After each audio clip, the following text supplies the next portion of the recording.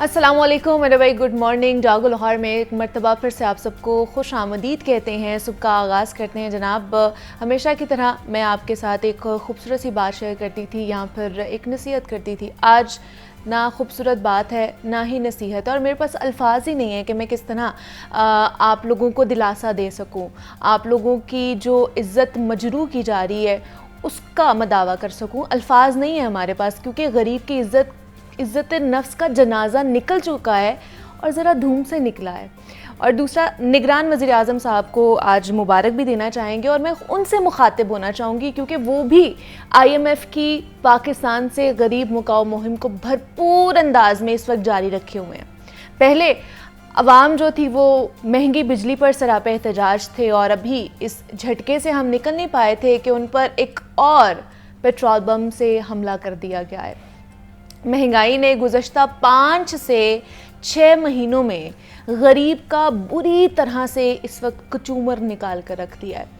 1000 یا پھر اگر 1500 کمانے والا ایک دہاڑی دار طبقہ ہے نا، اور وہ جو تنخواہ دار طبقہ ہے جو پہلے بھی اپنی جائز خواہشات کے لیے ترستا تھا، 2 وقت کی روٹی کے لیے ترستا تھا، اس نے ابھی کچھ ہی دن پہلے تو میرے خیال سے اپنی بیٹی کی بالیاں بیچ کر گھر کا بجلی کا بل دیا ہوگا، کسی نے اپنی موٹر سائیکل بیچ کر دیا ہوگا، تو کسی نے 2-4 لوگوں سے قرض لے کر اپنا بجلی کا بل ادا کیا ہوگا کہ ہمارے پاس اتنے وسائل نہیں ہیں، ہمارے پاس اتنے پیسے نہیں ہیں کہ ہم اپنا بجلی کا بل ادا کر سکیں۔ کسی نے اپنے گھر کی چیزیں بیچ کر بجلی کا بل ادا کیا ہوگا۔ ابھی ہم اس سچویشن سے نمٹ رہے تھے، اس سچویشن سے کوپ اپ کر رہے تھے کہ جناب اب جب وہ کام پر جائے گا نا، وہ دہاڑی دار طبقہ، وہ نوکری پیشہ افراد جب کام کے لیے گھر سے نکلیں گے، اور آج جب انہوں نے 1 لیٹر کے لیے 312 روپے دیے ہوں گے، تو اس کے پاس پیچھے کیا بچے گا، یہ ایک سوال ہے۔ جناب وزیر اعظم صاحب، ہم نے تو یہ سنا تھا کہ جناب قیامت ایک ہی بار آئے گی، لیکن غریب پر تو روز ایک نئی قیامت ٹوٹتی جا رہی ہے۔ جائیے جا کر دیکھیے کہ لوگ کئی راتیں بھوکے سو جاتے ہیں، اور آج تو میرے خیال سے روزانہ سو رہے ہیں، اور آج تو سوئیں گے ہی سوئیں گے۔ اور میرا یہ چیلنج ہے، یہ جو ٹھنڈے کمروں میں بیٹھ کر مہنگائی کے پروانے جاری کرتے ہیں، انہیں صرف ایک دن اپنے بیوی اور بچوں کے ساتھ بھوکا رہنے دیا جائے نا، تو مجھے یقین ہے کہ اس ملک کا کوئی بھی غریب کبھی بھوکا نہیں سوئے گا۔ انہیں پتہ چلے گا کہ ایک وقت کی روٹی کے جو لالے ہوتے ہیں نا، وہ کس طرح پڑھتے ہیں۔ جب ایک غریب کو اپنی بیٹی کے جہیز کے بارے میں سوچنے پر دل اس کا منہ میں آ جاتا ہے، تو وہ کس طرح یہ ساری چیزیں، یہ ساری سچویشن جو ہے وہ اس سے نمٹ رہا ہوگا، اس سے لڑ رہا ہوگا، اس سے مقابلہ کر رہا ہوگا۔ کہ ابھی ہم نے بجلی کے بل ادا کیے تھے، ابھی اس کے اوپر ہم سڑکوں پر نکل رہے تھے، ابھی وہ ایک چیز جس کے بارے میں ہم اپنے پیسے اکٹھے کر رہے تھے کہ کس طرح بجلی کا بل ادا کریں کہ ہمارے بچے جو ہے وہ پنکھے کی ہوا لے سکے۔ دوسری طرف آپ لوگوں نے پیٹرول کا بم گرا دیا ہے کہ اب ایک غریب آدمی جائے تو کہاں جائے؟ آپ یہ سوال کا جواب دے دیں کہ ایک غریب آدمی کہاں جائے جس کی آمدنی نہیں ہے، جس نے گھر میں گروسری بھی، کھانا پینا بھی کرنا ہے، جس نے اپنے بچوں کی فیسیں بھی دینی ہے، جس نے باہر جا کے اپنی نوکری بھی کرنی ہے، اس کے لیے جناب اس کو پیٹرول تو چاہیے، اور پیٹرول 312 روپے لیٹر، 1 لیٹر، جس کی 800 روپے دہاڑی ہے ایک دن میں، وہ کیا کرے گا؟ وہ 300-350 روپے کا پیٹرول ڈلوائے 1 لیٹر، اور اس میں کتنا وہ سفر کر لے گا؟ اور اس کے بعد اگر اس کا گھر آتا ہے، اس کی بیوی کہتی ہے کہ آج تو آٹا بھی نہیں ہے گھر میں، آج تو گھی بھی نہیں ہے گھر میں، آج تو کوئی اور چیز بھی نہیں ہے گھر میں جس سے ہم کھانا پکا سکیں، تو اس کے اوپر دیکھیں کہ وہ سچویشن، وہ حالات سے کس طرح تنگ آ کر وہ کیا کرے گا؟ پھر خودکشی کی طرف جائے گا، پھر وہ اپنی بھی جان لے گا، اپنے بچوں کی بھی جان لے گا۔ اور پچھلے دنوں کتنی خودکشیاں کی گئی ہیں لوگوں کی طرف سے کہ حالات تنگ ہیں، حالات ہمارے لیے صحیح نہیں ہیں، ہم بے بس ہو چکے ہیں، ہماری آمدنی نہیں ہے، مہنگائی بہت زیادہ ہے، ہم کس طرح اپنے خرچہ جو ہے وہ اٹھائیں؟ ہماری کوئی مدد کرنے والا نہیں ہے، ہماری کوئی دادرسی کرنے والا نہیں ہے، اور حکومت ٹھنڈے کمروں میں بیٹھ کے وہ جو پروانے جاری کرتے ہیں، انہیں نہیں پتا کہ ایک وقت کی روٹی کمانا کتنا مشکل ہوتا جا رہا ہے۔ پہلے ہی ہم لوگوں نے 3 وقت کی روٹی سے 2 وقت کی روٹی پہ آ چکے ہیں، اب آپ کیا چاہتے ہیں کہ ہم 1 وقت کی روٹی بھی نہ کھائے؟ ایک غریب بندہ 1 وقت کی روٹی سے بھی محروم ہو جائے اور وہ اپنی جان لے لے؟ کون ذمہ دار ہے اس کا؟ یہ جو روزانہ خودکشیاں ہو رہی ہیں، اپنے بچوں سمیت پورے خاندان سمیت خودکشیاں کی جا رہی ہیں، کون ذمہ دار ہے؟ کوئی ذمہ داری لینے کے لیے تیار ہے؟ یہاں پر کوئی بھی تیار نہیں ہے. تو اس لیے ہمیں ریلیف دینے کے حوالے سے سوچنا چاہیے. بے شک ہماری معاشی حالت ٹھیک نہیں ہے، لیکن کیا یہ معاشی حالت غریب کے لیے ٹھیک نہیں ہے یا ان لوگوں کے لیے ٹھیک ہے؟ ان اشرافیہ کے لیے، وہ جو بڑے بڑے کمروں میں، ٹھنڈے کمروں میں بیٹھ کر یہ پروانے جاری کرتے ہیں، ان کے لیے ٹھیک ہے؟ ہم نے تو ایسی بھی گیٹ ٹوگیدرز دیکھی ہیں، ایسی بھی میٹنگز دیکھی ہیں کہ جناب گراؤنڈز میں اے سی لگے ہوئے ہیں، یہاں پہ ہمیں بجلی نہیں مل رہی. ٹھنڈے کمرے تو ٹھیک ہے، گراؤنڈز میں بھی انہوں نے اے سی لگائے ہوئے ہیں. وہ بجلی کس کے کھاتے سے جا رہی ہے؟ ہمارے پیسوں سے، ہمارے ٹیکس کے پیسوں سے وہ بجلی یوز کی جا رہی ہے. انہیں کوئی فرق نہیں پڑتا.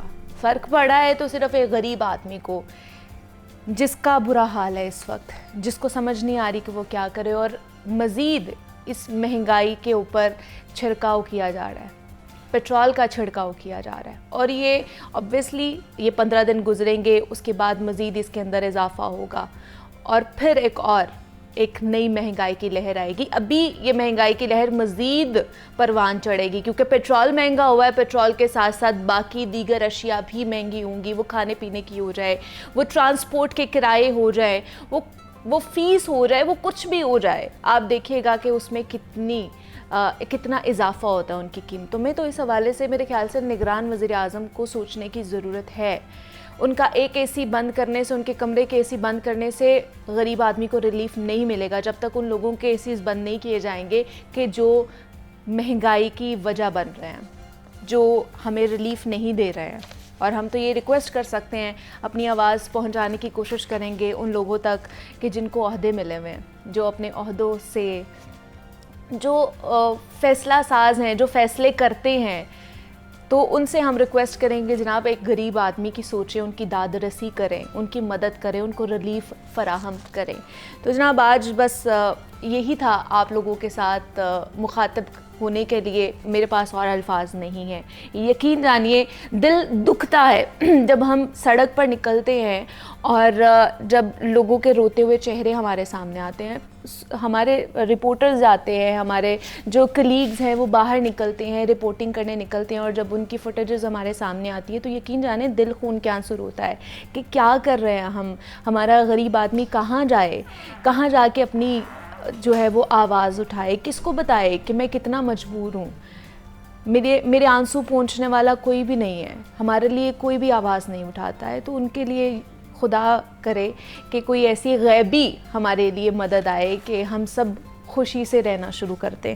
تو جناب یہ آج کا پیغام تو نہیں کہوں گی، ریکویسٹ کہوں گی کہ میں نے ریکویسٹ کی ہے نگران وزیر اعظم صاحب سے اور ان تمام تر لوگوں سے جن کے ہاتھ میں فیصلہ کرنے کی طاقت ہے کہ ہمارے لیے اچھے فیصلے کریں اور پاکستان کو آگے لے کر جانے کی کوشش کریں.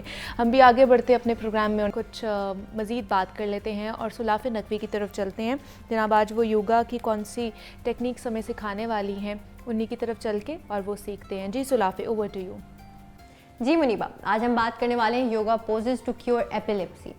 ایک نروس سسٹم کا آپ کا ایک ڈس آرڈر ہے، سینٹرل نروس سسٹم کا، اور بہت سارے لوگ جس چیز سے گزر رہے ہوتے ہیں وہ اس کو مینیج کرنا ذرا ان کے لیے مشکل ہو جاتا ہے. ان کو محسوس ہوتا ہے کہ وہ اپنی سراؤنڈنگ سے اویئر نہیں ہیں، اور اس دوران جب اس چیز سے وہ گزرتے ہیں تو ارد گرد کے لوگوں کے لیے بھی کئی دفعہ مشکل ہو جاتی ہے ان کو ٹیکل کرنا. اور وہ خود بھی پھر بہت سارے لوگوں کو جن کو میں ملی ہوں ان کو اتنا عجیب سا فیل ہو رہا ہوتا ہے، ان کو لگتا ہے کہ شاید وہ نارمل نہیں ہے. ایسا نہیں ہے، it's okay not to be okay. اگر کوئی نہ کوئی پرابلم ہے تو اس کو مینیج کیا جا سکتا ہے، اس کو کیور کیا جا سکتا ہے کسی نہ کسی طریقے سے. تو سب سے پہلے تو آپ اپنے آپ کو کہیں کہ آئی ایم بلیسڈ، اسی لیے کہ اللہ نے آپ کو زندگی دی ہے. تو سب سے پہلے ہم ایک پازیٹیو تھاٹ سے اپنے دن کا سٹارٹ لیں گے، اور اس کے بعد آپ کو کیا کرنا ہوگا، ایک پریشر پوائنٹ یہ ہوگا کہ آپ کی نوز کے بالکل نیچے جو یہ پوائنٹ ہوتا ہے اس کو آپ پریس کریں گے. یہ آپ کو ریلیکس بھی کرے گا، اور یہ خالصتاً ان لوگوں کے لیے ہوتا ہے جو ایپیلیپسی سے گزرتے ہیں. آپ نے اس کو پریس کیا 1 منٹ تک یا 2-3 منٹ تک آپ اس کو اس طرح سے پرفارم کرتے رہیں گے. 2 سے 3 منٹ کے بعد آپ اس کو ریلیز کر سکتے ہیں، ٹیپ کر سکتے ہیں یا پریس کر سکتے ہیں. اس کے علاوہ فل یوگیک بریتھ آپ اس پر آئیں گے. یعنی فل یوگیک بریتھ جب ہم کہتے ہیں تو آپ اپنے ہاتھ یہاں نیول پر بھی رکھ سکتے ہیں یا یہاں پر. اس میں فرق یہ ہوتا ہے کہ آپ امیجن کریں گے کہ آپ سانس اپنے پیٹ سے لے رہے ہیں اس کے بعد اس طرح سے سانس کو شفٹ کرتے جائیں گے آپ اپنے لنگز تک، یعنی کہ آپ بالکل اس کو اوپر کو لے کر آئیں گے اپنی سانس کو. آپ نے اپنے جیسے آپ نے انہیل کیا تو آپ کا پیٹ باہر کو آنا چاہیے اور اس کے بعد آپ سانس بھریں گے، سانس اوپر. اب ایکسیل کریں گے تو اسی طریقے سے سب سے پہلے سانس ہم اپنے اس ریجن سے نکالیں گے اس طریقے سے. اسے فل یوگیک بریتھ کہتے ہیں. Inhale and axial. یہ آپ کو ریلیکس بھی کرے گا. اگر تو خدا نخواستہ ڈاکٹرز کہتے ہیں کہ ظاہر اس کی میڈیکل کنڈیشن ہے یہ، تو اس کے بہت سارے ریزنز ہوتے ہیں. بہت سارے لوگ کہتے ہیں اگر انجری ہو یا انفلیمیشن ہو، کوئی انفیکشن ہو، یا پیدائش کے وقت پر اگر آکسیجن کم چلی جائے برین میں تو تب بھی یہ مسئلہ آپ کو آ سکتا ہے. لیکن جو بھی ہو، ہم اس کو کس طرح سے اوور کم کر سکتے ہیں اور لائف میں ہم کس طرح سے اس کو مینیج کر سکتے ہیں. اب اگر بریدنگ کی ہم نے بات کی ہے تو اب ہم پوز پر بھی آئیں گے کہ وہ کون سے پوزز ہیں یوگا کے جو اس چیز کو مینیج کرنے میں آسانی آپ کے لیے پیدا کر سکتے ہیں. سب سے پہلے ہمارے پاس آئے گا آپ کا پجن پوز. پجن پوز میں آپ فارورڈ بینڈ کی طرف چلے جائیں گے، یعنی آپ نے جیسے ہی اپنی لیگ کو آپ نے فولڈ کرنا ہے تو آپ سامنے چلے جائیں گے. یعنی آپ نے لیگ کو فولڈ کیا، تب آپ اپنے کمفرٹیبل کوئی بھی کپڑے جو آپ چاہیں پہن سکتے ہیں اور یہاں آپ جیسے ہی آئے اس پوسچر میں آپ نیچے جا سکتے ہیں یا ہاتھوں کو بالکل سامنے لے جائیں یا یہاں پر کرال کرتے ہوئے لے جائیں کہ سامنے چلے جائیں. اس طریقے سے آپ اس پوسچر کو کچھ دیر ہولڈ بھی کر سکتے ہیں. یہاں پر جیسے آپ نے اس کو ہولڈ کیا اس طریقے سے 30 سیکنڈز، یا اگر آپ بگینر ہیں تو 15 سیکنڈز بھی آپ کے لیے بہت ہوگا. اس کے علاوہ آپ جا سکتے ہیں چائلڈ پوز میں. لیکن چائلڈ پوز میں جب ہم جائیں گے تو آپ کے ہاتھ جو ہوں گے وہ ان ورڈز ہوں گے. کس طریقے سے؟ آپ چائلڈ پوز میں جیسے ہی گئے تو آپ نے اپنے ہاتھوں کو یہاں رکھا، یا آپ اپنا سٹارٹ بالکل روایتی انداز میں اس طرح سے جس طرح ہم اکثر کرتے ہیں کہ یوگا میں جس طرح چائلڈ پوز ہوتا ہے کہ آپ نے یہ کیا، یہ کرنے کے بعد آپ اپنے ہاتھ انورڈز 1 بائی 1 لے کر آ سکتے ہیں اور آپ آرام سے اس پوز سے واپس آ سکتے ہیں. اس کے علاوہ جب بھی ہم بات کرتے ہیں سینٹرل نروس سسٹم کی تو آپ اس کے لیے جو ایک چیز سب سے زیادہ بینیفیشل ہوتی ہے جسے بٹر فلائی کہا جاتا ہے. بٹر فلائی پوز آپ کو ہیلپ کرتا ہے، آپ کے نروس سسٹم کو اسٹیمولیٹ کرتا ہے، اسی لیے یہ سب سے زیادہ بینیفیشل ہوتا ہے. آپ نے یہاں پر اپنے سولز کو اس طریقے سے جوائن کیا، تب آپ شوز نہیں پہنیں گے، آپ نے اس طرح سے ریلیکس رہے اور فلٹر کیا. بیک آپ کی اسٹریٹ ہوگی اس طریقے سے، ریلیکس کیا اور اس کے بعد اپنی لیگز کو اس طرح سے ایکسٹینڈ کر دیا. اب ہم آئیں گے اس میں لاسٹ جو اس کا یوگا پوز ہوگا وہ کیا ہے؟ وہ آپ کا ہے کوبرا. لیکن کوبرا میں تھوڑا سا ڈفرینس ہوگا. وہ کس طریقے سے ہوگا کہ آپ جیسے ہی کوبرا کے اندر جائیں گے، کوبرا کے اندر جانے کے بعد آپ اپنے ہاتھوں کو جس طرح ہم سپر مین کرتے ہیں تھوڑا بہت اس جیسی یہ چیز دکھتی ہوگی. یعنی سپر مین میں تو ہم سامنے اٹھتے ہیں، آپ نے کیا کیا؟ ہلکا سا جیسے آپ اپنے باڈی کو لفٹ کیا، اپنے ہاتھ آپ کے جو ہے آپ کے ہاتھوں پہ وزن نہیں ہے تو آپ نے یہاں پر اگین انہیل ایکسیل کرتے ہوئے نیچے جائیں گے. اگین انہیل، تھوڑا سا ایکسٹینڈ کریں گے اور ایکسیل کرتے ہوئے آپ واپس آ جائیں گے. چاہیں تو آپ ریلیکسیشن کے لیے وجر آسن میں بھی بیٹھ سکتے ہیں، چاہیں تو آپ پون مکت بھی پرفارم کر سکتے ہیں جس میں آپ اپنی لیگز کو فولڈ کرتے ہیں. اس طریقے سے بھی آپ کے لیے وہ بڑا بینیفیشل ہوگا. اب آ جاتے ہیں ہم آپ کی بریدنگ ایکسرسائز پر. جب بھی ہم بات کرتے ہیں بریدنگ ایکسرسائز کی یا نروس سسٹم کی جب ہم بات کر رہے ہوتے ہیں تو اس میں آپ کو جو بریدنگ ہیلپ کرتی ہے اسے ہم اسکل شائننگ کہتے ہیں. کپال بھاتی یا آلٹرنیٹ نوسٹرل بریدنگ یہ بھی آپ کو ہیلپ کر سکتی ہے اس حوالے سے. آپ نے کیا کیا؟ کپال بھاتی کی کچھ راؤنڈز اس کے کرنے کے بعد اگر آپ کو فیل ہو رہا ہے آپ کے لیے ڈیفیکلٹ ہو رہا تھا تو آپ آلٹرنیٹ نوسٹرل بریدنگ پر آ جائیں گے. Inhale and axial. Again inhale and exhale. یہ ایک سائیکل کمپلیٹ ہوگی. اس کی آپ 10 سائیکلز اسی طریقے سے کر سکتے ہیں اور اس کے بعد ریلیکس فیل کریں گے اور آپ کو محسوس ہوگا کہ آہستہ آہستہ اس کی جو ایپیسوڈز ہیں اس میں کمی آنا شروع ہو گئی ہے. آئی ہوپ کہ آپ کے لیے ایکسرسائزز جو ہیں آپ کے لیے بینیفیشل ثابت ہوں گی، ہیلپ فل ہوں گی اور مجھے اور جاگو لاہور کو آپ کے فیڈ بیک کا ہمیشہ کی طرح انتظار رہے گا میری طرف سے آپ کو ہیلنگ کی جرنی کے لیے. सुलाफ़े नकवी हमारे साथ मौजूद थी और योगा की टेक्निक्स हमें बता रही थी। सुलाफ़े, आज के लिए आपका बेहद शुक्रिया। और इसी नोट पर एक छोटी सी ब्रेक लेते हैं, ब्रेक से वापस आएंगे तो मज़ीद आपसे बात करेंगे।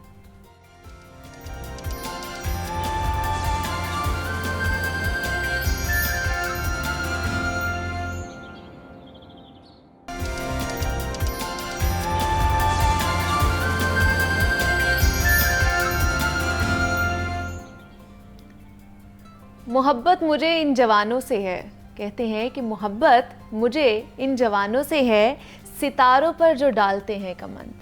तो जनाब, आज हम बात करने वाले हैं उन चीज़ों के हवाले से जिसके बारे में हर कोई तजस्सुस में रहता है कि जनाब ज़मीन पर तो हम रह रहे हैं, लेकिन ज़मीन के अलावा भी बहुत से ऐसे जहाँ हैं जहाँ पर हम जाके बस सकते हैं। क्या वाकई ऐसा हो सकता है? स्पेस के बारे में बहुत ज़्यादा तजस्सुस के साथ बात की जाती है और हर किसी के अंदर एक तजस्सुस पाया जाता है कि क्या इस कायनात के बाकी हिस्से हैं, कितने हिस्से हैं, खला में जा सकते हैं। क्योंकि अब आसमान में चांद में तो लोग जा रहे हैं, वहाँ का सफ़र तय कर रहे हैं, और लेकिन क्या चांद के अलावा भी ऐसे सितारे हैं जहाँ पर हम जाके, जिस तरह हम ज़मीन पे रहते हैं, सैयारे मौजूद हैं जहाँ पर हम रह सकते हैं, हम वहाँ पर तमाम तर चीज़ें जो है वो हासिल कर सकते हैं। तो आज हम इस तजस्सुस के बारे में जानने की कोशिश करेंगे, सैयारों के हवाले से, स्पेस के हवाले से जानने की कोशिश करेंगे कि कौन कौन से ऐसे सैयारे दरियाफ्त किए जा चुके हैं चांद के अलावा, कि वहाँ पर हम जा सकते हैं, वहाँ का सफ़र तय कर सकते हैं। क्योंकि हर साल मैं तो कहूँगी कि जनाब अरबों रुपए लगा कर ये मिशंस किए जाते हैं, स्पेस मिशंस तैयार किए जाते हैं, वहाँ पर भेजा जाता है लोगों को। तो क्या ये ज़रूरी हैं, कितने ज़रूरी हैं हमारे लिए, इस पर आज हम गुफ्तगू करेंगे। और इस पर गुफ्तगू करने के लिए इन स्टूडियोज़ में हमारे साथ मौजूद हैं प्रोफेसर डॉक्टर खालिद महमूद साहब हैं, स्पेस साइंटिस्ट हैं, और जनाब बहुत ही पंजाब यूनिवर्सिटी से उनका ताल्लुक़ है, प्रोफेसर ऑफ स्पेस साइंसेस हैं। टाइटल्स उनके पास हैं मौजूद कि space of water professional, United Nations office for outer space affair, और एक और टाइटल उनके साथ है कि टीम लीड है national centre for GIS and space applications. तो आज हम सर से बात करेंगे और स्पेस के बारे में जानने की कोशिश करेंगे। सर, आपको वेलकम कहती हूँ जागो लाहौर में, कैसे हैं आप? जी अल्लाह का शुक्र है, बहुत शुक्रिया। खालिद साहब, लोग कहते हैं कि जनाब हमने चांद पर जाना है, और दुनिया जा भी रही है, ऐसा नहीं है कि हम नहीं जा रहे तो दुनिया नहीं जा रही है। इस पर भी बात करेंगे। तो सबसे पहले तो बताइए, जो अरबों रुपए लगाकर स्पेस मिशंस पे जाया जाता है, कितना ज़रूरी है हमारे लिए, और क्या अरबों रुपए कहीं और भी लग सकते हैं या स्पेस मिशंस करना ज़रूरी है? ये जो पहली बात की आपने कि लोग चाहते हैं कि वो चांद पे जाएं, ये रिसेंटली अभी ट्रेंड चेंज हुआ है जब इंडिया ने वहाँ पे लैंडिंग की है। इससे पहले तो लोग चाहते थे कि हमें चांद चाहिए। ये भी ट्रांसफॉर्म हुआ उसके लैंड करने की वजह से। बुनियादी तौर पे ये जो एक अपनी सुपरमेसी शो करने की, पावर करने की ये रेस वहाँ से स्टार्ट होती है, जब रशिया और अमेरिका एक दूसरे से सबकत ले जाने के लिए कि हम ज़्यादा काबिल हैं और हम बेहतर साइंटिस्ट होल्ड करते हैं, हमारी टेक्नोलॉजी बेहतर है। तो आज भी इसका एक पहलू तो ये है, इसमें कोई शक नहीं कि एक तो सुपरमेसी ग्लोबली ये साबित करना, जिस तरह अभी जो रिसेंटली जो हमसाया मुल्क ने जो लैंड किया है, तो वो एक सुपरमेसी उन्होंने, क्योंकि ये मल्टीपल अटैम्प्ट्स हुई थी इससे पहले। रशिया खुद, इंडिया कर चुका था, रशिया कर चुका था, जापान कर चुका था, इस तरह से और भी कई ममालिक ये इस वाले साउथ रीजन के अंदर मून के लैंड करने के लिए। लेकिन ये मुमकिन, अब इंडिया ने कर लिया तो बहरहाल उनकी एक सुपरमेसी तो है, उनको हम कंग्रेचुलेट, मुबारकबाद भी देते हैं। एक तो ये पहलू है इसका लीड करने के हवाले से। लेकिन दूसरा, अभी एक बहुत बड़ी स्पेस साइंस की इंडस्ट्री डेवलप हो गई है इन दी कॉन्टेक्स्ट कि अभी हमारे पास बहुत सारा, जिस तरह से अभी हम जितनी ये उबर एप्लीकेशंस हैं, ये लोकेशन बेस्ड सर्विसेज सारी हैं, या इसी तरीके से सैटेलाइट इमेजेस की मदद से बहुत सारा भी काम लिया जा रहा है। वो खेतों की जो हेल्थ है उसके मुतल्लिक इंफॉर्मेशन इकट्ठी करना, या किसी जगह पे ये रोड ट्रैफिक की इंफॉर्मेशन, मैपिंग, ये सारा कुछ स्पेस से हो रहा है। इसी तरीके से ये जिस तरह से ये सारे टीवी चैनल्स चलते हैं, ये मुवासलाती से आ रहे होते हैं जो ट्रांसफॉर्म करते हैं।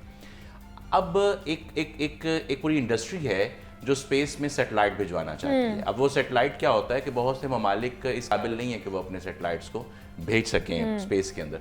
तो फिर वो क्या करते हैं कि वो, आप यूँ कह लीजिए कि स्पेस में जाने के लिए कोई उबर हायर करते हैं, कोई टैक्सी हायर करते हैं। तो वो फिर जो बड़ी इंडस्ट्री जिनके हाथ में है, وہ ایک کہتے ہیں جی کہ ہم یہ ایک راکٹ لانچ کریں گے تو جن جن کے سیٹلائٹس ہیں وہ سارے کے سارے اس میں سوار ہو جاتے ہیں، اور پھر جہاں جہاں پہ ان کو کہا جاتا ہے وہ جو متعلقہ لوگ ہوتے ہیں وہ وہاں پہ پارک کر دیتے ہیں، ان کو چھوڑ دیتے ہیں اور پھر وہ اپنا کام شروع کر دیتے ہیں. تو یہ ایک بلین ٹریلین ڈالر انڈسٹری ہے بنیادی طور پہ. اور اس کو یہ آرڈرز کس کو ملیں گے؟ جو اپنی پاور شو کرے گا. تو یہ ایک پاور شو ہے، پھر جس کے بعد ڈیفینیٹلی اکانومی جو ہے وہ آپ کی بہتر ہونے لگتی ہے، آپ کے پاس آرڈرز آنے لگتے ہیں. سو یہ 2-3 بڑے پہلو ہیں جس کی وجہ سے ہم اسپیس مشنز پہ بہت زیادہ پیسہ لگایا جاتا ہے. تو اس کا مطلب یہ کہہ سکتے ہیں کہ اس وقت انڈیا جو ہے، کیونکہ ہمارا زیادہ تر مقابلہ انڈیا کے ساتھ ہوتا ہے، وہ چاہے میچ ہو جائے، وہ چاہے کچھ بھی ہو جائے، تو ہماری یہی کوشش ہوتی ہے کہ ہم انڈیا کو ہرا سکیں. لیکن کیا یہ کہہ سکتے ہیں کہ اس دفعہ انڈیا اسپیس مشن میں ہم سے سبقت لے چکا ہے؟ نہ صرف ہم سے، وہ اس معاملے میں تو پوری دنیا پہ سبقت لے گیا ہے ابھی.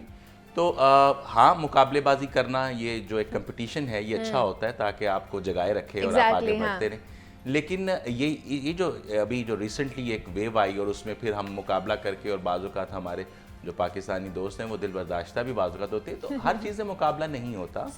وہ ایک بہت بڑی اکانومی ہے اور ان کے ہاں دوسری اکانومی ایک بہت بڑی ہے، اور دوسری بات یہ کہ ان کے پاس پالیسیز بنتی ہیں، ان کا تسلسل رہتا ہے. ہمارے ہاں انفارچونیٹلی ایسا نہیں ہو سکا. ہمارے وسائل بھی تو ہیں نا، ان کو وسائل بھی دیے جاتے ہیں، وسائل ہیں، انٹرنیشنل ایک سپورٹ ہے. جس طرح پچھلے دنوں میں نے ایک انٹرویو دیا تو جس میں وہ پھر جو انڈین دوست تھے وہاں سے انہوں نے بڑا اعتراض لگایا، چونکہ میں نے کہا کہ امریکہ اور رشیا کی سپورٹ رہی تو وہ اب انکاری اس سے ہوتے ہیں، کیونکہ بیکاز اب وہ اپنی ٹیکنالوجی ڈیولپ کر چکے ہیں. لیکن بنیادی طور پر یہ جو راکٹ سے بیسیکلی تو راکٹ ٹیکنالوجی ہے نا، جس نے زمین کی کشش ثقل کو کے اگینسٹ جا کے پہنچنا ہے چاند پہ یا کہیں اسپیس میں پہنچنا ہے.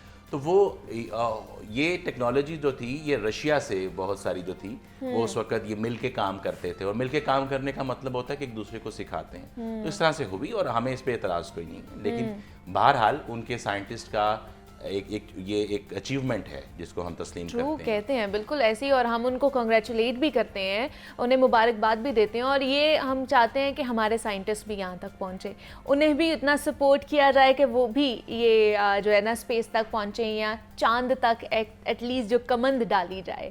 اچھا، دوسرا یہ کہ ہم نے ابھی تک سنا ہے صرف چاند تک لوگ گئے ہیں، کیا چاند کے علاوہ بھی اور پلانٹس جو ہیں وہ دریافت کیے گئے ہیں، سیارے دریافت کیے گئے ہیں؟ یہ آپ کا سوال آئی تھنک کہ یہ لائف جو ہے بیونڈ ارتھ، زمین کے علاوہ زندگی کا جو کہاں پہ ممکن ہو سکتی ہے اس کے حوالے سے، یہ بہت سی اس میں تھیوریز، اور چونکہ اس میں نا جو بھی کوئی تھیوری آتی ہے اس کو ٹیسٹ نہیں کیا جا سکتا. وہ عام طور پہ وہ اس لیے تھیوریز چلتی رہتی ہیں اور بہت عجیب و غریب بعض اوقات ہوتی ہیں. لیکن جو سائنٹیفکلی جو پروون ہے وہ لائف ارتھ کے علاوہ، زمین کے علاوہ کہیں اور کوئی ممکن ابھی تک نہیں دیکھی گئی. ہاں، کچھ ایسے ہوتے ہیں، ایک وقت تھا جب زمین پہ بھی لائف نہیں تھی، تو حالات بنے، وہ ساری سچویشنز بنی، وہ گیسز بنی، پانی تخلیق ہوا کہ جس سے پھر جو ہے نا وہ ہیومن کی یہاں پہ جو رہنا ہے ممکن وہ آسان ہو گیا. آسان ہو. اب اس میں جو کہا ہمارا جو نظام شمسی ہے اس میں ایک ہے سیٹرن، ایک سیارہ ہے، اور وہ سیکنڈ نمبر پہ لارجسٹ ہے جوپیٹر کے بیونڈ. اس کے 50 کے قریب، 50 سے زائد ہی اس کے چاند ہیں. ان چاند میں سے، ان مونز میں سے ایک ہے ٹائٹن. ٹائٹن وہ اس کا کہا جاتا ہے کہ اس کی جو سچویشن ہے اس وقت وہ بہت سملر ہے. جب لائف زمین پہ آئی تو اس سے پہلے جو زمین کی سچویشن تھی اس سے بڑی سملر ہے، جو سب سے زیادہ سمجھی جاتی ہے. اور لیکن چونکہ چاند ہمیں قریب پڑتا ہے اس لیے وہاں پہ مشن زیادہ وہاں پہ بھیج دیے جاتے ہیں، اور وہاں پر یہ کوشش کی جاتی ہے کہ وہاں پہ کچھ تخلیق. ابھی جس طرح سے چاند پہ لینڈنگ تو پہلے ہو چکی تھی، ابھی کیا تھا کہ یہ جو ساؤتھ پول پہ جو ایک ڈیفیکلٹ ٹرین تھی، وہاں پہ آپ کہہ لیں کہ وہ مشکل تھا، وہاں پہ جو سچویشن تھی وہاں پہ لینڈنگ بڑی مشکل تھی. اسی لیے بہت سے انڈیا کے اپنے اور باقی ممالک کے بھی بہت سے جو ہے نا پیسے خرچ ہوئے لیکن مشن کامیاب نہیں ہوا. وہ اس لیے یہاں پہ چونکہ برف موجود ہے جس سے پانی حاصل ہو سکتا ہے، یا وہ گیسز جس کی سے لائف کو سپورٹ مل سکتی ہے، اور وہاں پہ منرلز کیا ہیں وہ اس کی جانچ کی جائے. بنیادی طور پہ یہ ساؤتھ پول میں جو لینڈ کرنے کا مشن تھا جو چلتا آ رہا ہے عرصے سے، اس کی بنیادی وجہ ہی یہ تھی. وگرنہ ابھی کوئی ایسے اثرات نہیں ہیں وہاں پر. تو ہاں، آرٹیفیشلی سپورٹ کرنے کے لیے کہ وہ آکسیجن دے کے اور اس طرح سے بندے کو بھیجا جائے, that is something else. لیکن وہ ایک نیچرل انوائرمنٹ بن سکے, کچھ وہاں پہ پلانٹس کی گروتھ ہو سکے, وہ ابھی تک کوئی چاند سے کوئی زیادہ اچھے شواہد نہیں ملے. اسی لیے ساؤتھ پول پہ وہ پاسبلٹی کو تلاش کرنے کے لیے یہ چندریان پوری جو سیریز تھی ان کی وہ انہوں نے پلان کی. لیکن کہا جاتا ہے کہ ان فیوچر اگر دیکھا جائے تو ایک اجارہ داری قائم کرنے کے لیے جنگیں بھی ہوں گی, وہاں پر اسپیس میں بھی ہوں گی, تو واقعی ایسا ہے یا صرف یہ بھی متس ہی ہیں؟ یہ سمپل اس کا یہ جواب یہ ہے کہ جہاں ریسورسز ہوں گے وہاں جنگ ہوگی.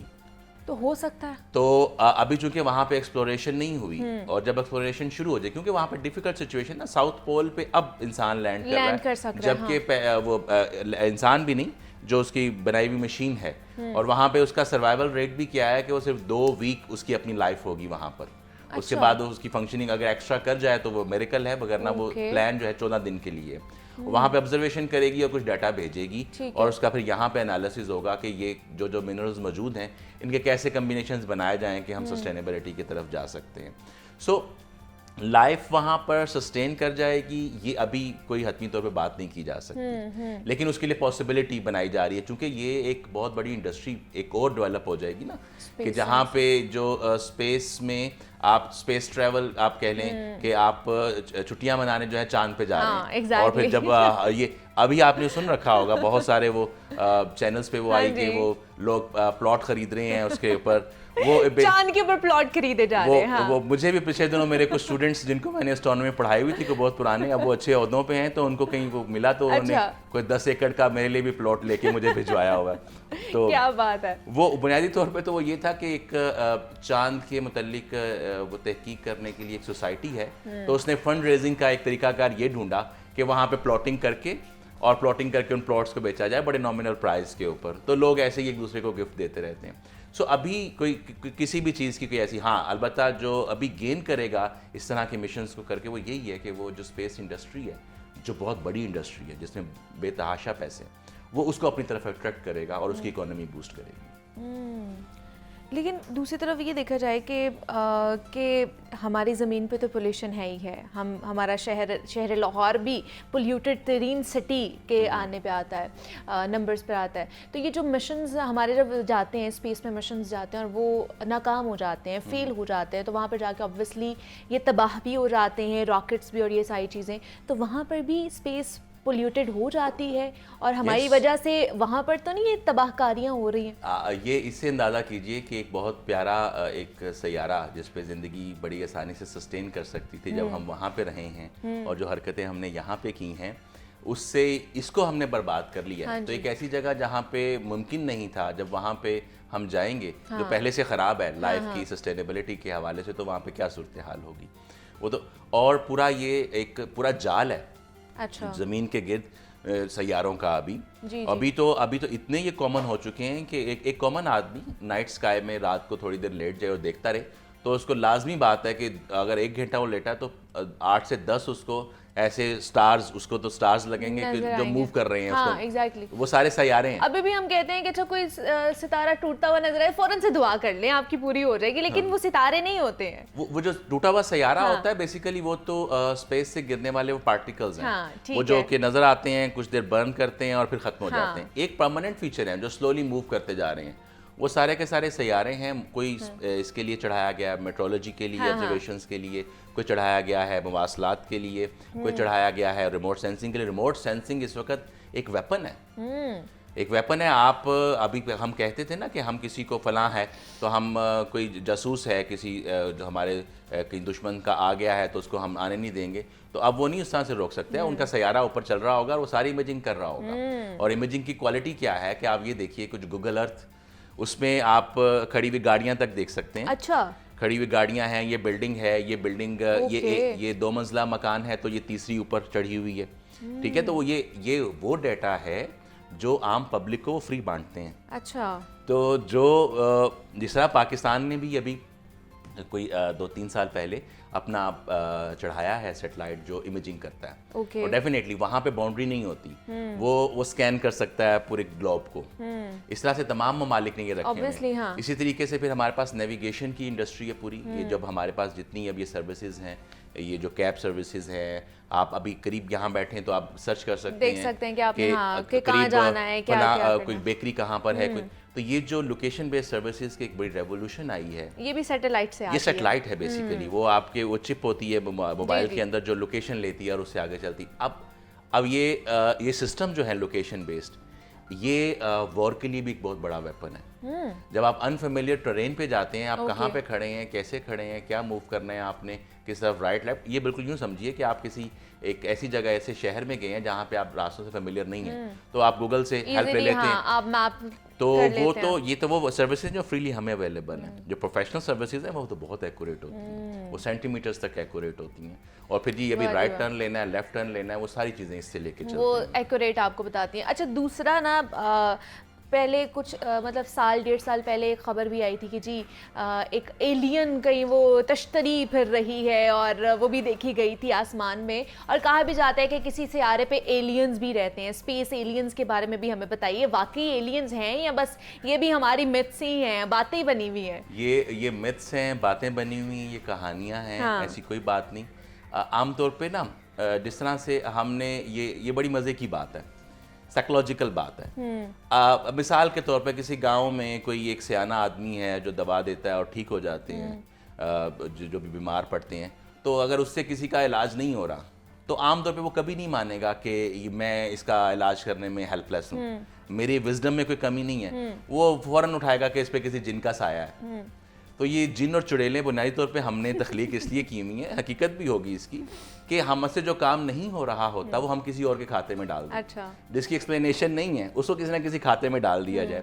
تو یہ جو اڑن تشتریاں اور یہ جی کوئی یہ آ کے وہ ایلینز نے کر دیا ہے، آپ نے دیکھی ہوگی نیوز، یہ سال 1.5 سال پہلے کی نیوز ہے غالباً، اور کہا گیا تھا آسمان میں یہ دیکھی گئی تھی اڑن تشتری، اور ہر کسی نے وہ اس کے اوپر بات کی تھی کہ شاید کوئی ایلین آ گیا ہے، زمین پر کوئی ایلین آ چکا ہے. ڈیفینیٹلی وہ ہمارا ہی بھیجا ہوا کوئی سیٹلائٹ ہوگا، کوئی اسپیس اسٹیشن ہوگا، کچھ اس طرح سے ہوگی.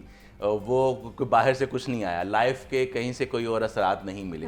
اس کو اس طرح سے ایک جو ہمیں کتاب ہے اسٹرانومی کی ہسٹری کی کتابیں جو ملتی ہیں اس میں عام طور پہ جی کہ سگنل ریسیو ہوا کہ جی میرا بچہ مشکل میں ہے مثال کے طور پہ. تو اب ہوگا کیا کہ لیٹس سے کہ ہم نے یہ رکھا ہوا ہے سگنل کہ اگر میرے پاس ٹارچ ہے اور میں 3 دفعہ اس کو جلاؤں تو اس کا مطلب یہ ہے. ایک ہم نے ایک اپنی وہ لائٹ کے ساتھ ایک اپنی لینگویج ڈیولپ کر لی. اب کسی سیارے سے وہ روشنی مسلسل آ رہی ہے، اس کے راستے میں سے کوئی ایک گزرا تو وہ بلنک ہو گیا.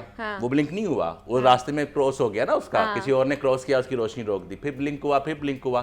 اب میں نے چونکہ یہ سوچ لیا تھا آپس کی گفتگو سے کہ 3 دفعہ لائٹ بلنک ہوگی تو اس کا مطلب ہے کہ میرا بچہ مشکل میں ہے، تو پرسیو کر لیا. ورنہ حقیقت کوئی نہیں ہے اس کے ساتھ، ایلینز نہیں، ایسی کوئی بات نہیں. کسی بھی پلانٹ پہ ایلینز نہیں ہے. موویز کے علاوہ یا کہانیوں کے علاوہ ایلینز کوئی نہیں ہے. ہم میں سے بعض اوقات ہم ہی ہوتے ہیں جو ایلینز کو سسٹین کرواتے ہیں ایلین کے طور پہ بیہیو کرتے ہوئے، ورنہ ایلینز نہیں، ورنہ ایلینز نہیں ہے. تو اسپیس موجود ہے، وہاں پر ہم لوگ جا سکتے ہیں. یہ بھی ایک بہت بڑی انڈسٹری بنتی جا رہی، جیسے آپ نے بھی کہا کہ اسپیس انڈسٹری کے آپ چاند پر جا کے آپ اس کو ایکسپلور کر سکتے ہیں. لیکن ابھی اس طرح کا کوئی بھی سیارہ یا کوئی بھی ایسا پلانٹ جو ہے وہ دریافت نہیں کیا گیا ہے جہاں پر جا کے زمین کی طرح رہا جا سکے، جہاں پہ کوئی جا کے آپ زندگی گزار سکتے ہیں. ایسا کوئی بھی سیارہ ابھی تک نہیں دریافت کیا گیا. ہمارے ساتھ پروفیسر ڈاکٹر خالد محمود صاحب موجود تھے، اسپیس سائنٹسٹ ہیں. ڈاکٹر صاحب بہت شکریہ آپ کے وقت کا کہ آپ یہاں پر آئے اور ہماری جتنی بھی تجسس تھے اور جتنی بھی ہماری کنفیوژن تھی ریگارڈنگ اسپیس، اس پہ آپ نے ہمیں روشنی ڈالی اور ہمیں گائیڈ کیا. اور جناب اسٹرانومی کے حوالے سے، اسپیس کے حوالے سے ہم نے بات کی ہے. ادھر چھوٹی سی بریک لیتے ہیں اور ملتے ہیں اس بریک کے بعد.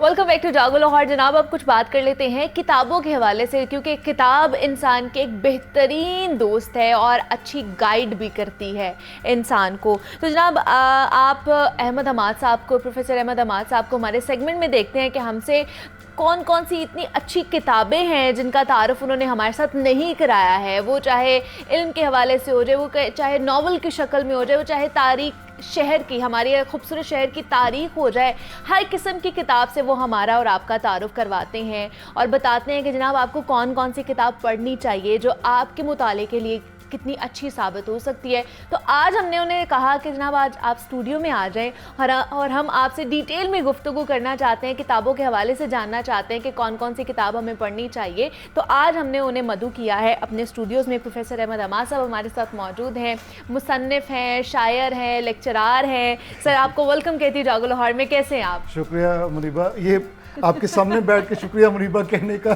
ایک بالکل ڈفرینٹ ایکسپیرینس ہے، اور جب ہم الگ الگ بیٹھے ہوتے ہیں تو وہ بالکل ڈفرینٹ ہو، لیکن اچھے ایکسپیرینس، دونوں اچھے ایکسپیرینس ہیں، بہت اچھے ایکسپیرینس ہے۔ بلکہ ہم نے جب آپ سالگرہ منا رہے تھے چینل کی تو میں نے کہا کہ اب مجھے تو لگتا ہے کہ کیمرہ دیکھتے ساتھ ہی کنڈیشننگ آف مائنڈ ہو گئی ہے کہ شکریہ منیبہ کہہ کے کوئی بات شروع کرنی ہے، بھلے وہاں پہ منیبہ ہو یا نہ ہو۔ ہاں ایگزیکٹلی۔ تو سر سب سے پہلے تو مجھے بتائیے کہ کتاب ویسے بھی کہا جاتا ہے کہ انسان کی ایک بہترین دوست ہے، آپ کو بڑا اچھا گائیڈ کرتی ہے، آپ کو بتاتی ہے۔ تو آج کون سی کتاب کے حوالے سے آپ ہمیں بتائیں گے اور ہمارے دیکھنے والوں کو بتائیں گے کہ ہمیں کس طرح کی کتابیں پڑھنی چاہیے؟ میرا خیال ہے کہ کہانی جو انسان کے ساتھ بچپن سے ہی شروع ہو جاتی ہے، وہ کہانیاں سننا پسند کرتا ہے اپنے پیرنٹس سے۔ پرانے زمانے میں نانی جو تھی وہ کہانی سنانا، ان کا ایک کریکٹر ہوتا تھا کہ نانی اماں کہانی سنائیں گی، تو کہانی انسان کے ساتھ ہمیشہ سے رہی ہے۔ تو میرا خیال ہے کہ فکشن سے شروع کرنا چاہیے اور فکشن کتاب میں ہی پڑھنا چاہیے، نہ کہ سنیما میں جا کے یا ٹی وی میں ڈرامہ دیکھنا چاہیے۔ اس کا سب سے بڑا جو فائدہ ہوگا آپ کو فکشن پڑھنے کا، وہ میں آپ کو عرض کرتا ہوں کہ وہ کیا ہے۔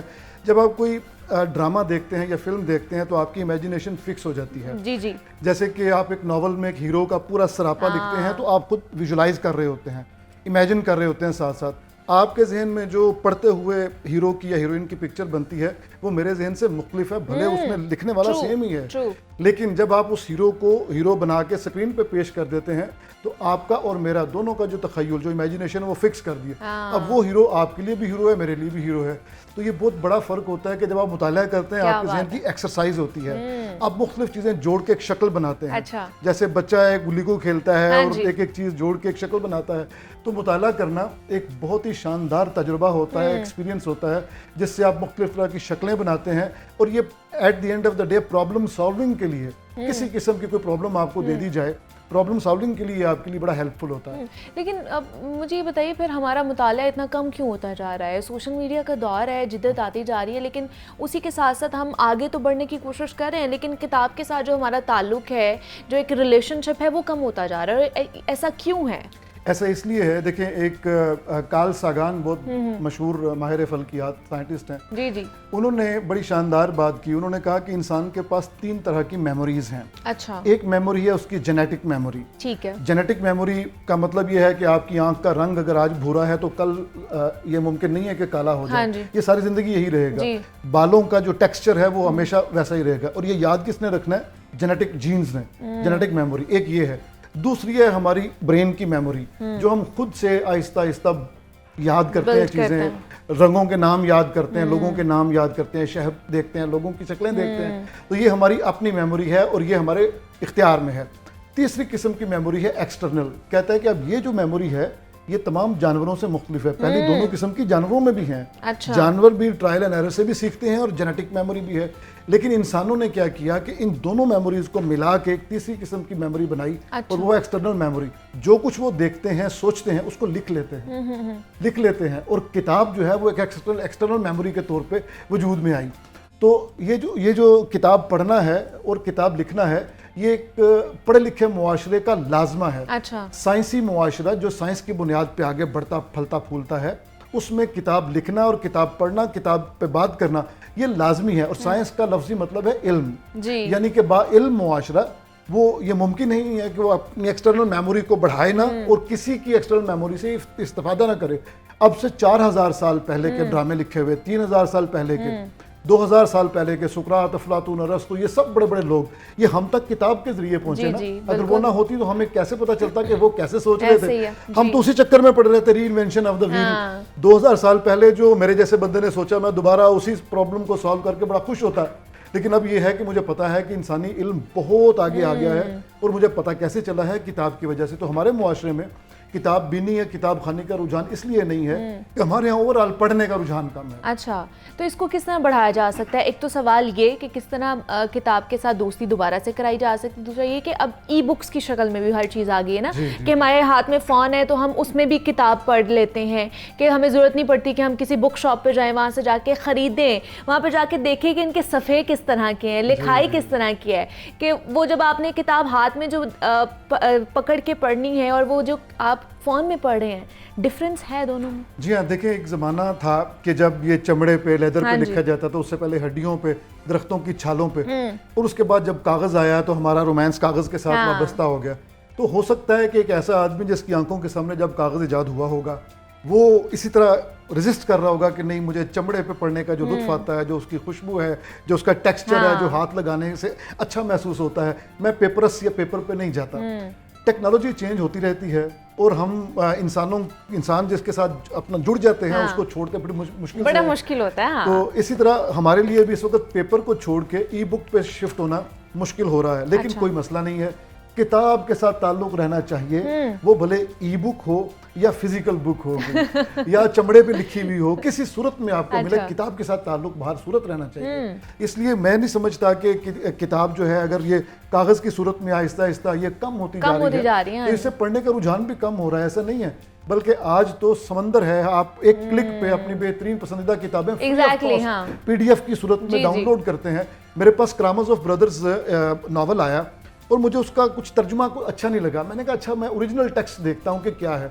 अब ज़ाहिर है ओरिजिनल टेक्स्ट तो रशियन में था, रशियन मुझे आती नहीं है, तो फिर दरमियानी जो मिडिल टेक्स्ट आप समझ लें वो अंग्रेजी था, तो मैंने अंग्रेजी सर्च किया और मुरीबा मुझे मिल गया। मैंने PDF उसकी डाउनलोड की, सिर्फ 4.5 MB की, यानी स्पेस भी उसने नहीं ली, और वो कोई 1,500 सफ़ा जो है उसका वो सारा मेरे मोबाइल पे आ गया। अब मैं उसको जूम इन कर रहा हूँ, पढ़ रहा हूँ, बड़ा लुत्फ ले रहा हूँ उससे। अच्छा, मतलब लुत्फ आता है एक फिजिकल किताब पढ़ने में, और अगर हम ई बुक पढ़ रहे हैं तो कुछ थोड़ा सा तो डिफरेंस होगा ना? ऐसा ही है जैसे घड़े का ठंडा पानी और फ्रिज का ठंडा पानी। जिसको घड़े का ठंडा पानी जो उसके साथ रोमांस जुड़ा हुआ है, उसको शायद फ्रिज का ठंडा पानी लुत्फ ना दे। इसी तरह कागज की किताब और ई बुक, ये टेक्नोलॉजी के डिफरेंस की वजह से शायद को थोड़ा सा धचका लगे, लेकिन at the end of the day दोनों आपको इल्म दे रहे हैं। तो तालिब इल्म को तो इल्म चाहिए, वो चाहे बैनर की सूरत में दीवार पे लिखा हुआ इल्म मिल जाए या उसको सफ़े पे लिखा हुआ इल्म मिल जाए, तो सिर्फ इल्म चाहिए, जहाँ से मर्जी आपको मिल जाना चाहिए और वो ग्रैब कर लेना चाहिए। किसी की शख्सियत चेंज करनी हो तो, मतलब हमारे यहाँ पे होता है कि अच्छा किसी को तब्दील करना है तो सबसे पहले उसकी शख्सियत जो है वो देखनी चाहिए किस तरह की है, तो क्या किताबों से पता चलता है कि कौन किस शख्सियत का हामिल इंसान है? जी बिल्कुल, बल्कि अल्लामा इकबाल ने अपनी किताब जो स्टे रिफ्लेक्शंस है, डायरी है उनकी, उसमें उन्होंने कहा कि you discover yourself when you come in contact with the great being through books. Obviously तो मैं अपने आप को डिस्कवर ही तब करूंगा, अपने साइज को दरियाफ्त तब करूंगा जब मैं बड़े साइज के आदमी से मिलूंगा, 500 साल 1000 साल पुराने बंदे से। और वो मैं किस तरह मिल सकता हूँ? किताब के जरिए से।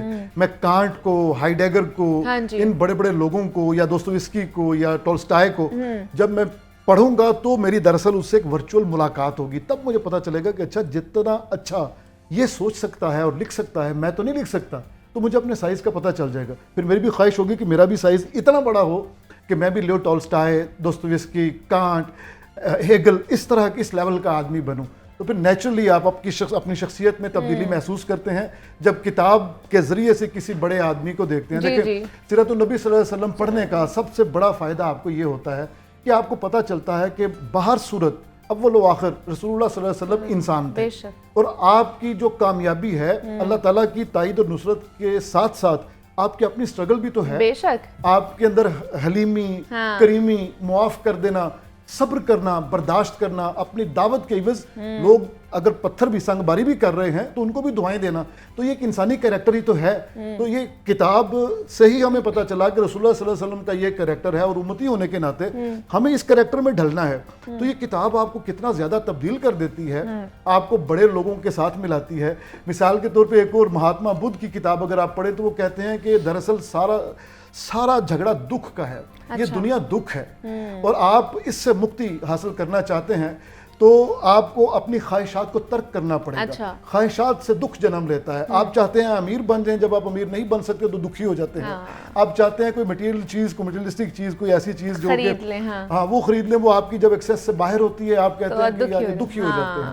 تو بولی سینا نے بھی کہا کہ فانی چیزوں سے دل لگا بیٹھنا غم کا بنیادی سبب ہے. غم یہاں سے پیدا ہوتا ہے. تو اسی طرح مہاتما کو آپ پڑھتے ہیں تو آپ کو گریٹ بینگ کے ساتھ ایک تعلق بنتا ہے. پھر آپ چینج کرتے ہیں اپنے آپ کو, یار ان چھوٹی چھوٹی چیزوں سے دکھی نہیں ہونا. لا پریت اجئی محمد جگتے رہے کہانی ہے نا. تو میاں محمد بخش صاحب نے فرمایا کہ یہ چھوٹی موٹی چیزوں سے پیار کر کے وہ بھی فنا ہونے والی, آپ بھی فنا ہونے والے. کوئی ایسی چیز, ایسی ہستی سے پریت لگائیں, پیار لگائیں کہ جو اس دنیا پہ بھی کہانی چھوڑ جائے اور وہ لافانی اور اٹرنل ہو اور وہ خدا کی ذات. کیا بات ہے, کیا بات ہے کہ مطلب اگر آپ کسی ہستی سے, کسی شخصیت سے ملنا چاہتے ہیں تو اس کی بایوگرافی پڑھ لیں, اس کی کتاب پڑھ لیں, تو آپ سمجھیں کہ آپ اس کے ساتھ بیٹھے ہوئے ہیں, ان کانٹیکٹ میں ہیں. بالکل بالکل. آپ ایک ناول پڑھتے ہیں, آپ کو ہزار طرح کے کریکٹرز سے واقفیت ہوتی ہے, بڑا مزیدار تجربہ ہوتا ہے ایک ناول پڑھنا. ایک ناول میں فرض کریں 100 کریکٹرز ہیں.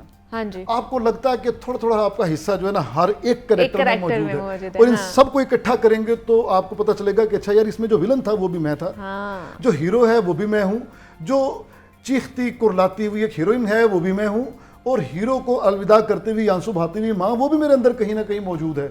تو یہ لکھاری جو ہوتا ہے وہ ایسا ظالم ہوتا ہے کہ آپ کا ایکس رے کرتا ہے, پہلے اس ایکس رے کو کرتاس پہ صفحے پہ اتارتا ہے, اس کے بعد آپ کے سامنے رکھ دیتا ہے, کہتا ہے کہ اب اس آئینے میں اپنی شکل پہچان لیں. تو ایک اچھا ذہین کاری اس شکل, وہ اپنی شکل پہچان لیتا ہے اس آئینے میں. میں نے جب کسی بڑے ناول کو پڑھا, بڑے لوگوں کو پڑھا, تب تک میں نے اس کے اندر اپنا ریفلیکشن دیکھا, اور میں نے کہا کہ تمہیں 200 سال پہلے کیسے پتا تھا کہ میں ایسا ہوں, میں ایسے سوچتا ہوں, میں اس طرح دکھی ہوتا ہوں, ان چیزوں پہ خوش ہوتا ہوں, یہ میرے حسد کے پوائنٹس ہیں, ان سے میں جیلسی فیل کرتا ہوں, اس سے مجھے غصہ آتا ہے اور مجھے اسے ٹرانسینڈ کرنا چاہیے. چھوٹی چیزوں سے حسد نہیں کرنا چاہیے, چھوٹی چیزوں پہ غصہ نہیں کرنا چاہیے. کہتے ہیں مین the size of the man can be measured by the size of the thing that makes him angry. تو آپ کا سائز اس چیز سے پتہ چلتا ہے کہ آپ کس سائز پہ غصہ کرتے ہیں. اتنی چھوٹی سی بات پہ غصہ کریں گے, آپ کو غصہ آتا ہے, چھوٹی بات پہ غصہ کریں گے آپ چھوٹے آدمی ہیں. آپ چھوٹی چھوٹی چیزوں کو اگنور کریں, آپ بڑے آدمی بنیں گے. بالکل ایسے ہی, مطلب یہ ہمارے ارد گرد یہ چیزیں ہو رہی ہوتی ہیں جن کو اگر غور کر لیں نا, غور سے اگر ہم سمجھنے کی کوشش کر لیں تو میرے خیال سے ہمارے ہاتھ میں ہوتا ہے کہ ہم نے کتنا بڑا آدمی بننا ہے. اچھا دوسرا سر مجھے یہ بتائیے کہ جتنے بھی عالمی شہرت یافتہ ہمارے مصنف ہیں, جو لکھاری ہیں, ان کی جو کتابیں ہیں obviously یہاں پر اگر آئیں گی تو انگریزی میں ترجمہ ہوگا اس کا, یا کسی اور لینگویج میں اگر ہوں گی, یہاں پر اردو میں اگر ہم اس کا ترجمہ کرواتے ہیں تو کون کون سے ایسے لوگ ہیں جن سے کروا سکتے ہیں, اور کون سی ایسی کتابیں ہیں ان لوگوں کی جو ہمیں پڑھنی چاہیے, کوئی انلسٹ کر دیں ان کے نام. جی ہاں, ایک تو اگر تو آپ نان فکشن پڑھنا چاہ رہے ہیں تو میرا خیال ہے کہ فلسفے کی جتنے بھی کتابیں ہیں وہ لازمی پڑھنی چاہیے. یہاں ہمارے ہاں قاضی جاوید صاحب نے بہت اچھے ترجمے کیے ہیں. اچھا. ڈاکٹر نعیم احمد صاحب نے بہت اچھے ترجمے کیے ہیں. قاضی کیسر الاسلام صاحب نے کیے ہیں بہت اچھے ترجمے, اور ہمارے کئی دوست ہیں اس وقت کر رہے ہیں تراجم. اسی طرح اگر آپ فکشن پڑھنا چاہ رہے ہیں تو روسی ادب جو ہے, میں سب سے پہلے اس کا ذکر کرتا ہوں. اس نے جنات پیدا کیے ہیں, اس نے انسان نہیں پیدا کیے. اس میں ٹالسٹائے, اینٹن چیخوف, دوستویسکی, گوگول, کیا یو نیم اٹ. اس کے علاوہ آپ کو جرمن جو ہے ادب وہ لازمی پڑھنا چاہیے. دیوانے گوئٹے کا ترجمہ ہو چکا ہے یہاں پہ. دیوانے گوئٹے آپ پڑھتے ہیں تو آپ کو حیرت ہوتی ہے. آپ کو دلچسپ بات بتاتا ہوں کہ گوئٹے جیسا آدمی وہ یہ کہتا ہے کہ جہاں ساری ویسٹرن شاعری ختم ہو جاتی ہے وہاں ایسٹرن شاعری شروع ہوتی ہے. اور وہ ایسٹرن شاعری کا اتنا دل دادا تھا کہ وہ حافظ شیرازی جو ایران کے تھے, شیراز کے رہنے والے, ان کو اپنا استاد مانتا تھا. اور دیوان حافظ کے جواب میں ہی اس نے دیوان گوئٹے بھی لکھا تھا. اور دیوان گوئٹے اس نے نام بھی دیوان ہی رکھا, یہ پرشین لفظ اس کا نام اس نے رکھا, یعنی عربی اور پرشین میں ہم دیوان کہتے ہیں. تو اس نے مزید دلچسپ بات یہ ہے کہ رسول اللہ صلی اللہ علیہ وسلم کی نعتیں بھی لکھی اس نے گوئٹے نے. اور یہ جرمنی کا قومی شاعر ہے, جیسے ہمارے قومی شاعر علامہ اقبال ہے. اور Iqbal was also greatly influenced by Goethe. اور اقبال نے جب پیام مشرق لکھی تو گوئٹے کے دیوان کے جواب میں ہی لکھی. اس کا جو دیباچہ ہے وہ پڑھنے سے تعلق رکھتا ہے. ساری پیام مشرق فارسی میں ہے لیکن اس کا دیباچہ اردو میں ہے. اور اس میں اس نے کیا شلر اور کیا شلے اور کیا ہائنے اور کیا گوئٹے سب کا ذکر کیا ہوا ہے. بڑا شاندار کام ہے. تو میرا خیال ہے کہ جرمن لٹریچر اور جرمن فلسفہ تو ظاہر ہے سب سے آگے. اسی طرح آپ کو آج کل پورٹوگیز اور جو یہ لکھے جا رہے ہیں جو اسپینش میں جو جدید لکھے جا رہے ہیں, گیبریل گارسیا مارکیز ہے جیسے, یا بہت سے لوگوں کو الکیمسٹ والے پولو کوئلو پسند ہے. ٹرکش لٹریچر بڑا شاندار ہے, اس کو پڑھنا چاہیے. آپ کا انٹرسٹ سب سے زیادہ کس میں؟ مجھے روسی سب سے زیادہ. مجھے لگتا ہے کہ جو کچھ بھی ہے روس سے ہے. مثال کے طور پہ میں نے اورہان پاموک کو پڑھا جو کہ ٹرکش ہیں, ان کو نوبیل پرائز مل چکا ہے. مائی نیم از ریڈ, اتنی شاندار کتاب ہے. ہم نے اسی پروگرام میں آپ کے ساتھ اس کا تعارف کروایا, بڑا ڈیٹیلڈ تعارف کروایا تھا. اب میں دیکھتا ہوں بڑے دھیان سے, جب میں برادرز کامازوف پڑھتا ہوں یا کرائم اینڈ پنشمنٹ پڑھتا ہوں, تو میں دیکھتا ہوں کہ جو مرڈر کے جو سینز ہیں ان کی جو لانگیوٹی ہے وہ ساری کی ساری تو اورہان نے دوستویسکی سے اٹھائی ہے, اور جس طرح ڈیٹیلز بتاتا ہے وہ ساری لیو ٹولسٹائی سے اٹھائی ہے. تو یہ میں نہیں کہہ سکتا, یہ مجھے نہیں کہنا چاہیے کہ اس نے سرقہ کیا ہے یا اس نے چرایا ہے. نہیں, بڑے لوگوں سے انسپائر ہوتے ہیں, انسپریشن لیتے ہیں. تو یہ ساری انسپریشن رشیا کی ہے. تو آپ بھی جب رشین لٹریچر پڑھیں گے, you will be greatly influenced by Russian literature. اس کے جادو سے نکل جانا ناممکن ہے. علامہ اقبال نے جیسے بڑی عظیم شاعری پڑھی اور کہتے ہیں ورڈزورتھ کو پڑھا تو ہمالہ جو ان کی نظم ہے وہ گویا ورڈزورتھ ہی کا منظوم اردو جو ریفلیکشن ہے. لیکن ہم یہ نہیں کہہ سکتے کہ کوئی منظوم ترجمہ ہے, وہ انسپریشن ہے. تو اس طرح ہے, یعنی یہ جو بڑی عظیم جو تہذیبیں ہیں ان کا لازمی پڑھنا چاہیے. اور اس میں جس طرح سر نے بتایا بھی ہے کہ رشیا ہے, آپ بقایا بھی پڑھ سکتے ہیں. جو آج کا نوجوان ہے, یونیورسٹی جاتا ہے, وہاں پر بھی کلاسز میں ہوتے ہیں, کیا استاد جو ایک ٹیچر ہے کیا وہ اس چیز پر, ان کی ریڈنگ کی عادت پر توجہ دے رہے؟ نہیں, انفارچونیٹلی سیمیسٹر سسٹم میں تو بالکل یہ ختم ہو گیا. لگا بندہ ہمارا اسکیمیٹک ڈائیگرام ہوتا ہے ہمارے سامنے کہ یہ 16 ویکس ہیں, اور اگر اس میں 48 لیکچرز ہیں تو ہر لیکچر ہم نے باقاعدہ الگ سے لکھا ہوتا ہے کہ آج یہ سلائیڈز بنائی ہوتی ہیں, اسی کے تھرو بچے کو پڑھایا جاتا ہے. بالکل. تو لیکن اس میں یہ ضرور ہے کہ ہم یہ کہہ سکتے ہیں کہ استاد کو یہ چاہیے کہ نہ صرف یہ کہ کتاب ریکمینڈ کرے بلکہ اس کے بعد اسے پوچھے بھی. اور اس کے کچھ دیکھیں, ہمارے پاس بطور سیمیسٹر سسٹم کا استاد ہونے کے ناطے اگر میں دیکھوں تو میرے پاس ویسے تو 100 کے 100 نمبر ہیں, لیکن مڈ ٹرم اور فائنل ٹرم کے ٹوٹل بنتے ہیں 75, سیشنل مارک 25 ہیں. اس کو ڈسٹریبیوٹ کیا جا سکتا ہے کسی کتاب کے ساتھ. تو کسی اس طرح کی کوئی اسائنمنٹ دے دی جائے کہ کوئی اگر فلم کا اسٹوڈنٹ ہے تو کسی ناول پہ بنی ہوئی کوئی فلم اسے کہیں کہ جائیں دیکھ کے آئیں, اور اس کے بارے میں اپنی کسی اسائنمنٹ تیار کر, میں اس کے مارکس دوں گا. بچوں کو مارکس کی بھوک ہوتی ہے. آپ اس کو مارکس کے لفافے میں ملفوف کر کے اس کے کیپسول میں ڈال کے کتاب کو وہ اس کو کھلا دیں, بچہ پیے گا, کھائے گا اس کو. لیکن اس سے پہلے یہ بھی تو ہونا چاہیے نا کہ استاد کے اندر بھی یہ ریڈنگ والی عادت ہو کہ وہ بھی خود بھی کتاب پڑھتا ہو, تبھی وہ کسی کو ریفر کر سکتا ہے. جی ہاں, یہ ذرا سخت بات شاید آپ کو محسوس ہو, لیکن مجھے کرنی چاہیے کہ ایک ڈاکٹر اگر نالائق ہے تو وہ ایک مریض کا نقصان کرے گا, لیکن اگر استاد نالائق ہے تو وہ ساری قوم کا نقصان کرے گا. تو استاد کی نالائقی کسی صورت میں برداشت نہیں ہے, کسی صورت میں برداشت نہیں ہے. وہ زبان اگر بولتا ہے جون سے بھی, اردو بھی, انگریزی, پنجابی, جو بھی بول رہا ہے, کم از کم اتنا تو اس کی دسترس ہو کہ کمیونیکیشن, اس کا اظہار بڑا صاف ہو, اچھا ہو. اور دوسری بات, استاد ہے جو کتاب کو زندہ کرتا ہے, ورنہ کتابیں تو مردہ بے جان ہوتی ہیں. تو استاد کو چاہیے کہ کتاب کو زندہ کر کے دکھائے. اور اچھا استاد وہ ہے جو اپنے اسٹوڈنٹ کے اندر جو وہ سبجیکٹ پڑھا رہا ہے اس کا ٹیسٹ ڈیولپ کرے, اس کا ذوق پیدا کر دے. اسٹوڈنٹ جب کلاس لینے کے بعد باہر نکلے تو کہے کہ اصل لیکچر تو اب شروع ہوا ہے, اب میری کھوج, میری تلاش شروع ہوئی ہے, تلاش کریں اس موضوع پہ مزید کہاں سے ملے گا. اور یہ وہ جو سپارک ہوتا ہے نا, یہ استاد ہی اجاگر کر سکتا ہے اسٹوڈنٹ کے اندر, ورنہ آبویسلی اسٹوڈنٹ کو کیا پتا ہو کہ اس نے کیا کرنا ہے کیا نہیں کرنا. تو یہ مجھے بڑی اچھی بات لگی ہے کہ جناب کتابیں تو مردہ ہوتی ہیں, انہیں زندہ کرتا ہے استاد ہی, اور وہ بچوں کے سامنے اسی نے ان کو زندہ کر کے پیش کرنا ہوتا. تو اس لیے ہمارے استادوں پہ بھی بہت بڑی ایک ذمہ داری بنتی ہے.